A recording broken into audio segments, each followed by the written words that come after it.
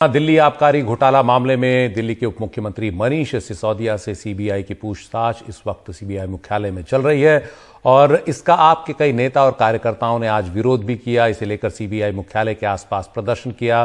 क्योंकि सीबीआई मुख्यालय के आसपास धारा 144 लागू है, इसलिए इन सभी को पुलिस ने हिरासत में ले लिया है। इनमें आपके नेता संजय सिंह, दिनेश मोहनिया, गोपाल राय, सरिता सिंह समेत 50 लोग शामिल हैं। इन्हें फतेहपुर बेरी थाने में रखा गया है। इस बीच सीबीआई के दफ्तर पहुंचने से पहले मनीष सिसोदिया आज सुबह राजघाट गए, बापू की समाधि पर कुछ देर बैठे और इसके बाद वहां से निकलकर उन्होंने कार्यकर्ताओं को संबोधित किया। कहा कि मेरे ऊपर लगाए गए आरोप झूठे हैं, मैं जेल जाने से नहीं डरता। सिसोदिया से 2 डिप्टी एसपी और जांच से जुड़े अन्य अफसर पूछताछ कर रहे हैं। ये पूछताछ कैमरे के सामने हो रही है। सूत्रों के मुताबिक सीबीआई के जांच अधिकारी पूछताछ के दौरान डॉक्यूमेंट्री, इलेक्ट्रॉनिक और डिजिटल एविडेंस अपने साथ रखे हुए हैं और उन सबको दिखाते हुए पूछताछ मनीष सिसोदिया से इस वक्त जारी है। और हमारे साथ हमारे सहयोगी मुकेश सिंह सेंगर हैं इस वक्त। मुकेश, कितना समय हो गया है पूछताछ को? कब तक पूछताछ चल सकती है और क्या मनीष सिसोदिया की गिरफ्तारी की भी कोई संभावना है? देखिए, मनीष सिसोदिया यहाँ पर सुबह 11 बजे पहुंचे थे और करीब 6 घंटे का वक्त बीत गया है और उनसे लगातार पूछताछ हो रही है।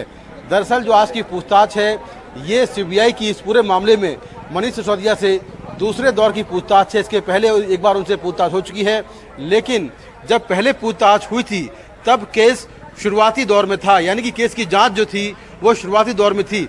लेकिन उसके बाद सीबीआई ने कई आरोपी अरेस्ट किए हैं। मनीष सिसोदिया के यहाँ रेड हुई थी। रेड के बाद उनका मोबाइल फोन और उनका लैपटॉप जब्त कर लिया गया था।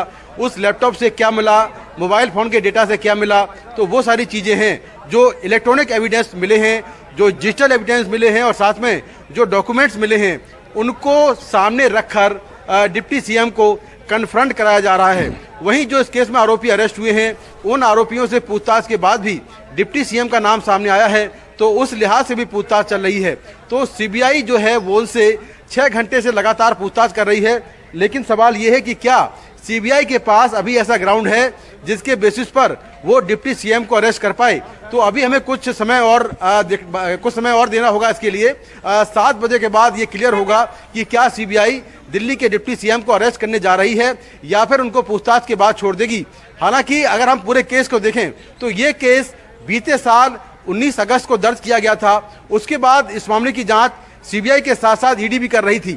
ईडी इस मामले में 2 चार्जशीट दायर कर चुकी है, वहीं सीबीआई इस मामले में 1 चार्जशीट दायर कर चुकी है।